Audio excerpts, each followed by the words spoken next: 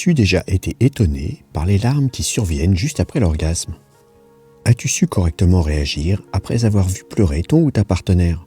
D'ailleurs, réagissons-nous toujours de la même façon après avoir joui ? C'est à ces questions que je vais répondre dans cet article. Reste bien jusqu'à la fin car je t'indiquerai d'autres effets possibles que l'on rencontre après la jouissance. Bonjour à toi, tu es bien sur la chaîne Harmonie Décor. Celle-ci est principalement destinée à ceux et celles qui voudraient améliorer leur vie de couple ou qui se posent des questions sur leur sexualité.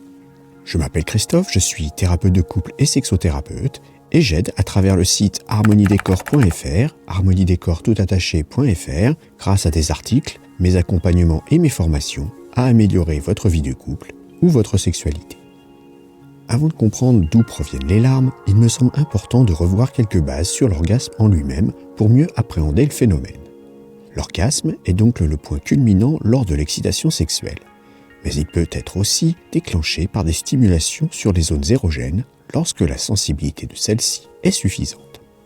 C'est dès lors un seuil qui provoque une vague ou plutôt une déferlante d'ondes qui vient inonder le corps. On parle de ce moment comme une explosion, un flash, des vibrations, des spasmes, etc. En réalité, nous vivons tous de façon singulière cet orgasme. J'ai déjà évoqué les différences entre les orgasmes masculins et féminins dans cette vidéo que je t'invite à revoir en cliquant ici, en haut à droite, ou en allant dans la description juste en dessous. Je rappelle également, pour les personnes qui auraient du mal à atteindre l'orgasme ou qui ne l'ont jamais connu, que je propose un accompagnement pour vous aider à découvrir cet ultime plaisir. Il suffit de se rendre sur le site harmoniedécor.fr dans la rubrique « Accompagnement ». L'orgasme se ressent non seulement dans le corps, mais de même dans le cerveau. C'est une décharge d'énergie à travers les nerfs qui peut se répandre des pieds à la tête. Souvent, cela parcourt le corps par vagues et cette situation peut durer plusieurs dizaines de secondes, surtout chez les femmes. Du côté du cerveau, c'est aussi très fort. D'ailleurs, on parle de cet état comme de la petite mort.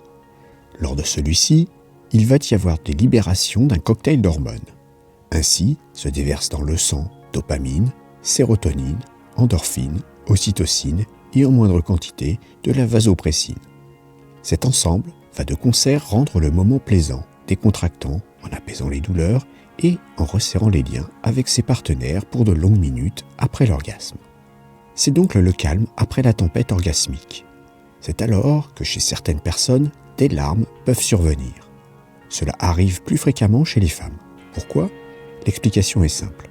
L'écart entre le pic orgasmique et l'état de relâchement après la jouissance est souvent plus grand pour elles. C'est cette descente soudaine des tensions qui va libérer les gouttes lacrymales. C'est comme un trop-plein de sensations qui s'écoulerait ainsi à l'image de la soupape de sécurité d'une cocotte minute. C'est donc une réaction totalement involontaire qui échappe à tout contrôle. Les larmes peuvent être ou non abondantes. Cela peut être influencé par l'état d'émotivité du moment, mais aussi par de nombreux autres facteurs. Bien évidemment, lorsque c'est ton ou ta partenaire qui d'un coup s'effondre après l'orgasme en se mettant à pleurer, tu as de fortes chances de t'angoisser. L'inquiétude est d'autre part d'autant plus grande que tu es en profonde empathie et que tu ne souhaites que le bien-être de tes partenaires. D'ailleurs, c'est assez délicat, car tu étais en train de lui donner du plaisir et là, c'est devant toi la tristesse la plus absolue. Il est donc normal de te sentir fortement ébranlé par cela. Mais tu ne dois pas être le seul ou la seule. En effet, comme cela peut se produire par surprise pour ton ou ta partenaire, c'est peut-être aussi incompréhensible pour lui ou pour elle. Vous devez donc vous tranquilliser tous les deux. Tu dois avant tout comprendre que tu n'y es pour rien et que ce n'est pas tes actions qui ont fait couler les larmes. Par contre, si les pleurs surviennent avant l'orgasme, je t'incite à reconsidérer ta responsabilité. Maintenant que tu sais que tu n'es pas responsable de ces larmes, tu vas devoir rassurer ton ou ta partenaire.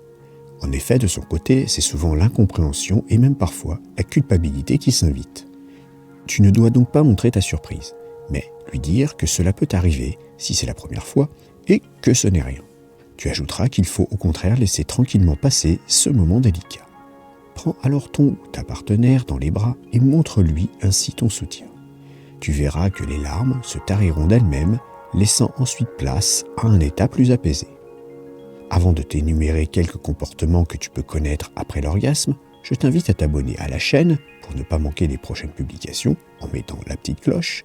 Tu peux aussi partager cet article si tu penses qu'il peut être utile à certaines personnes, et puis mettre un petit pouce vers le haut pour montrer que la vidéo te plaît. D'autres réactions peuvent être rencontrées juste après un orgasme. Je t'en présente quelques-unes, sachant que bien sûr, la liste n'est pas exhaustive. À l'opposé des larmes, il peut y avoir un moment gênant où c'est un énorme fou rire qui s'installe. Comme son nom l'indique, il sera très difficilement contrôlable et surtout, il sera impossible de s'imposer la discrétion. Tout comme les épanchements lacrymaux, le partenaire qui d'un coup entend rire l'autre aux éclats risque de se poser 1000 questions. Suis-je la cause de ces rires ? Se moque-t-on de ma performance ? Que dois-je faire dans ce moment un peu gênant ? Dois-je aussi rire ou bien me retenir ? Etc., etc. Tout comme les larmes, tu dois comprendre que tu n'es pas la cause de ce rire nerveux et que la meilleure chose à faire, c'est d'attendre. Tu peux alors rigoler également, car c'est souvent très communicatif. D'ailleurs, rire ainsi ensemble sera un souvenir qui restera longtemps dans vos mémoires. C'est toujours bon à prendre. Il arrive aussi parfois que l'orgasme soit suivi d'un moment de repli, d'immobilisme et de mutisme. Toi ou ta partenaire peut alors totalement te tourner le dos, se mettre en boule et ne plus bouger du tout malgré tes sollicitations. Il ou elle n'aura vraiment pas envie de parler et ne répondra à aucune de tes remarques ou questions. Comme dans les autres cas, tu dois respecter le besoin de ton ou ta partenaire pour reprendre lentement ses esprits. Tout comme les larmes, la meilleure chose à faire sera de venir doucement enlacer ton ou ta partenaire dans tes bras en respectant alors l'immobilisme et le silence. Je vais achever cette liste d'exemples par l'effet de l'orgasme chez certains individus. Plus souvent, une fois la jouissance passée, on se retrouve dans un état de détente forte avec une furieuse envie de somnoler, de rester là sans bouger.